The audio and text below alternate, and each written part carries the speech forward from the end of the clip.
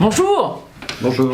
Aujourd'hui avec François, on va faire un plan patate. Ça, c'est la liste que j'ai fait de toutes les choses qu'il doit impérativement y avoir dans mon jardin. Ça, c'est le plan du terrain extrait du cadastre sur lequel on va mettre un papier calque pour pouvoir dessiner nos patates. Et ça, c'est un plan vu du ciel. Là, il y a les mares. Là, des gros endroits avec plein de broussailles. Quelques arbres. Et les bâtisses. Avec ce premier plan, ce qu'on veut, c'est surtout faire un schéma. C'est un schéma d'intention, c'est-à-dire comment va marcher ton jardin en fait. Comment tout va s'articuler. Ton terrain, il fait 14 000 m², on voit que c'est quand même énorme. Il y a déjà quelqu'un qui passe prendre les foins. Là, il y a une grande haie. Il y a des choses qu'on voit pas. Ça, c'est plein de petits arbustes. Il y a des arbres par-ci et par-là. Deuxième chose à faire vite, c'est faire les entrées.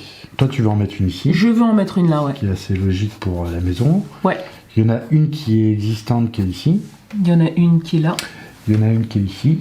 Et il y en a une qui est là. Et il y en a une qui est là, voilà. Déjà, on voit des choses juste avec ça. Ça, c'est la maison. Là, il y aura atelier métal, c'est ça. Ouais. Là, c'est bois, ça.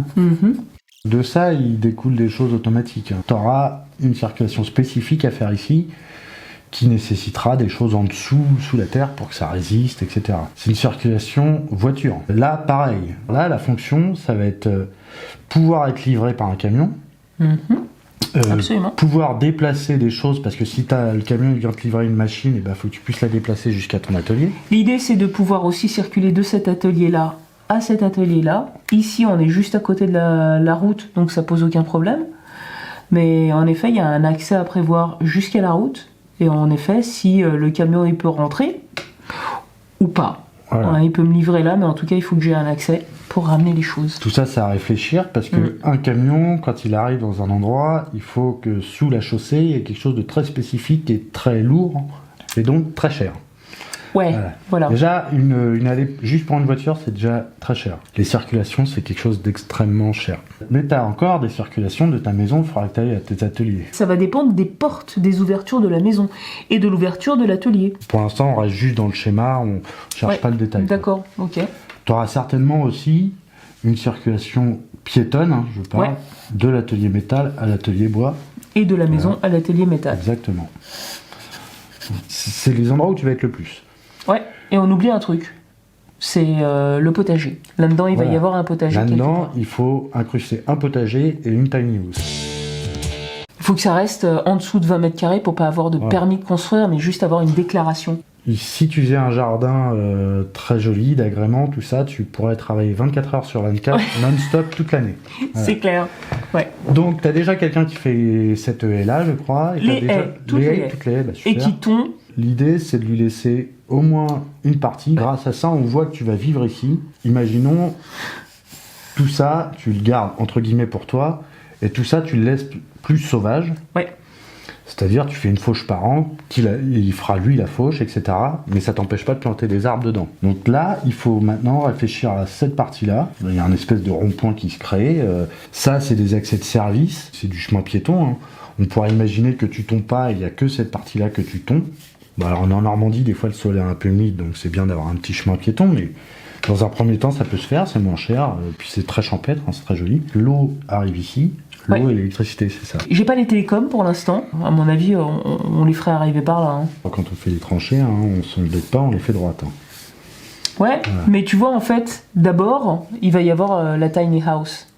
Ah oui, qui elle doit être alimentée aussi, bien sûr. Ouais, et pour faciliter la vie, il faut que ce soit dans la continuité. La logique voudrait qu'on la mette précisément là. Puis après, il n'y aurait plus qu'à faire ça. Ouais, et ça ne gênerait pas.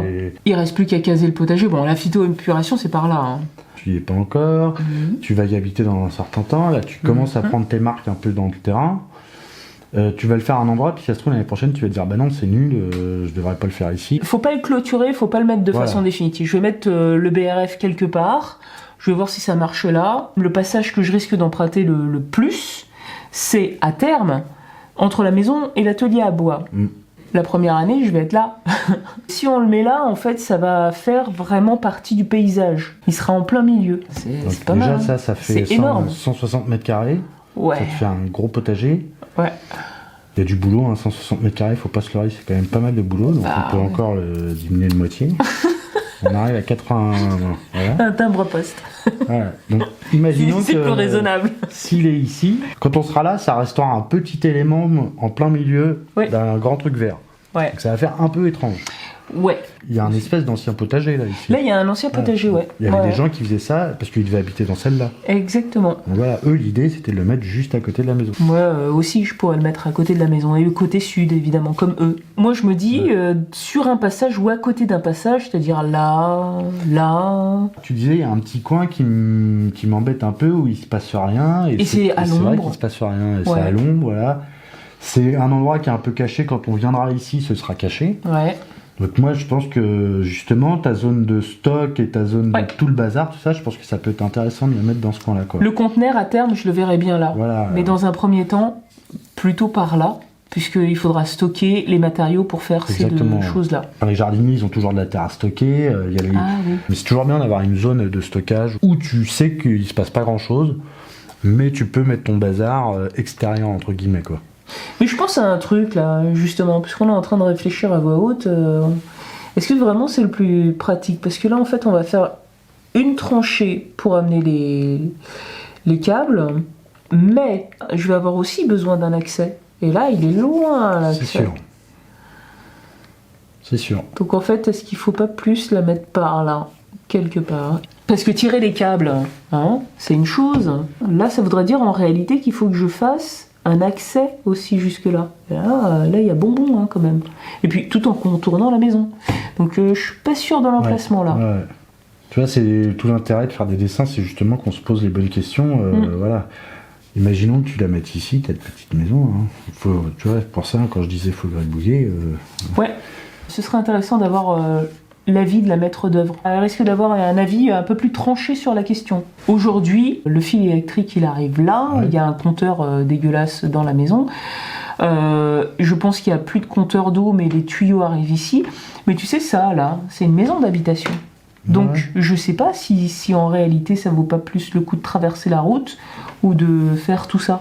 Je suis pas du tout sûr de moi, mais création de compteur, tout ça, c'est plus cher que se repiquer des fois et faire la tranchée en même temps. C'est une chose. Ouais. Je pense que la maître d'œuvre, elle saurait répondre à cette question. Ça, c'est sûr, elle saura. Ouais. Après, faire une tranchée, les mecs, ça, et même si c'est long, en une demi-journée, même pas c'est fait. Un truc que tu peux faire, c'est quand tu y retournes, tu prends des petits piquets avec du rubalise, là. Pour déterminer les. Voilà, pour voir les espaces, et puis comme ça te permet de les voir avec tes yeux sur place. Ça te permet de vérifier si ça fonctionne ou pas. Ouais. Ici, ça aurait pu être logique, mais c'est vrai que ça te fait une grande circulation. Si tes travaux durent 2 ans, ça devient pénible. Si ça dure 6 mois, bon, c'est plus gérable. La maître d'œuvre dit 8 mois. Pour refaire la maison. On aurait pour 1 an, voilà. Ouais, voilà. Ouais. Mais après les 8 mois, je sais pas quand est-ce que ça commence. Parce que les artisans, ils vont pas m'attendre. Ils sont pas là au garde à vous en train de m'attendre que je débarque. Donc les 8 mois, ils peuvent commencer, je sais pas moi, en novembre de l'année prochaine.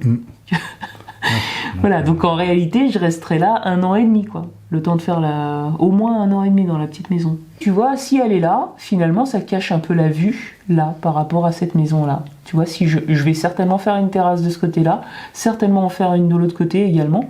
Donc il y aura une double ouverture de part et d'autre, et éventuellement rentrer par là aussi. Après, c'est toi qui auras un vis-à-vis quand tu habiteras ici sur lui. Si je fais des ouvertures dans ce sens-là. C'est vrai que partant sur les expositions et sur la vue, la petite maison, je la mettrais plus par là. Parce que là, c'est très joli, tu vois les champs. Il nous resterait un potager à placer qui, lui, doit être pas loin de cet espace-là. Ouais, et quoi qu'il en soit, qu'elle soit là, moi je le verrai par là.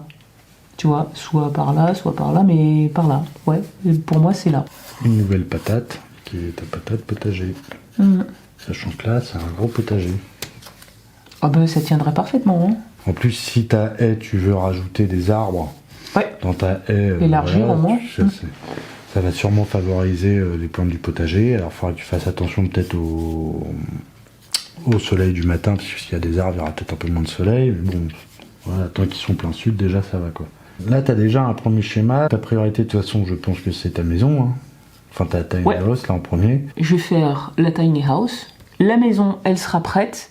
Je vais pas l'habiter. Je vais continuer à l'habiter là. En revanche, je vais la transformer en atelier maison. Je ferai les meubles de la cuisine. Je mettrai en place absolument tout.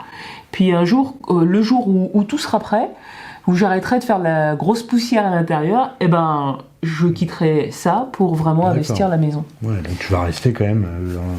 Et ce qui veut dire que là, je vais pas en faire les allers-retours tout de suite, C'est ça, tu vois. ouais. Ce qui va pas m'empêcher pour autant de commencer à travailler à la réfection de cette bâtisse, parce qu'il y a beaucoup à faire, hein. La toiture, etc., mettre clean les murs et le toit. Ouais, mais auquel cas tu rentreras par là, parce que tu amèneras Voilà. tes matériaux, tout ça. Et Ce sera ouais. deux choses vraiment séparées dans un Ce premier sera temps. séparé, absolument. Il y a des gens qui font ça quand ils ont des très grands terrains, ils se font à l'intérieur de ce grand terrain, ils se font un jardin. Tu vois, ils vont se clôturer ça et à l'intérieur ils vont travailler vachement les plantations, les trucs. Ouais, je vois. Et tout le reste ils laissent en sauvage et voilà. Mhm. Ils se font un jardin dans le jardin en fait. Et après l'idée c'est qu'on va reprendre cette partie-là. On va refaire un peu la même chose en zoomant En zoom. plus. Mhm. Et puis là, tu peux rentrer un peu plus dans le détail, te dire, l'entrée de la porte, elle sera là. Ça te permet aussi de placer les entrées des maisons, par exemple, pour voir où tu veux. Si tu veux te faire un garage, de placer ton garage. Là, on Ouais. pourra aller plus dans le détail. Oui, Avec le même principe, où on refera d'abord un schéma d'intention que de cette partie-là, Mhm. avec des flèches, des circulations, des trucs. Et une fois qu'on aura ça, de ce schéma-là, là, on ira vraiment dans le détail et dans ce qu'on appelle dans le dessin clair, quoi. En fait, je pense qu'il faut faire quelques petits allers-retours entre le macro et le micro, Oui, en fait, c'est ça, le ouais. zoom. Là, on est déjà en train de vouloir le faire avec le positionnement de la tiny house. C'est la vue qui va déterminer, en fait, si je préfère la mettre là ou là. Quand on en viendra à aménager cet alentour de la maison, on va se poser aussi des questions sur la vue. Et puis, plus le positionnement des arbres, par Bien sûr, exemple. ouais.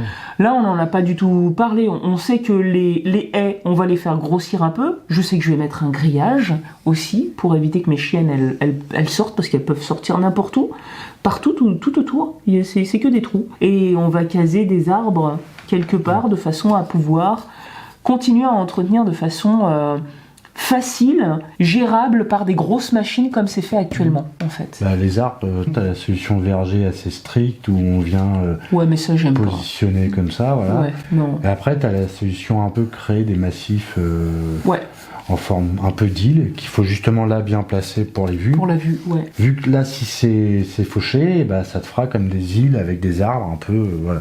Et si entre les arbres c'est pas fauché, c'est pas grave. De temps en temps, tu passes un coup de débroussailleuse à l'intérieur, Ce voilà. sera pas compliqué. Faire un peu attention aux ronces parce que ça, c'est vraiment chiant dans les arbres, mais voilà, c'est un travail une fois l'année, quoi. Quand tu y vivras, Quand j'y vivrai, ce sera plus simple. t'auras ton dessin, puis tu te diras, bah là, normalement, il y a un îlot, donc là, ça fera ça, là, ça fera ça, voilà. Ouais.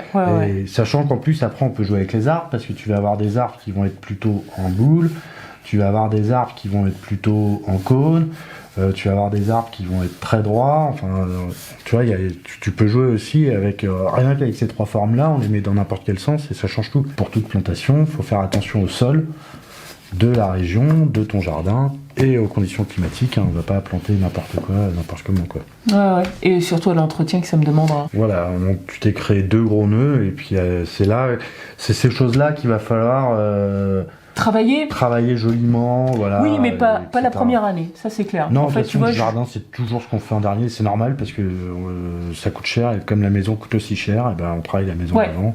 Mais là, c'est bien de partir en ayant déjà un peu les grandes lignes, C'est ça, ouais. où se positionne chaque chose, et la première année, c'est clair que ça va continuer à être géré comme ça l'est actuellement. De toute façon. Voilà. Ouais. Ça, c'est un premier travail. C'est très bien de l'avoir fait avec toi. Tu as ton point de vue, tu as tes connaissances qui sont orientées nature, orientées plantes, etc. Et puis, avec la maître d'œuvre, ce sera un autre axe. Mais voilà, en tout cas, vous avez quelques données sur ce qui va arriver très bientôt. Pour l'instant, c'est un peu lent, mais ça va s'accélérer et c'est dans pas longtemps. À bientôt! Ciao.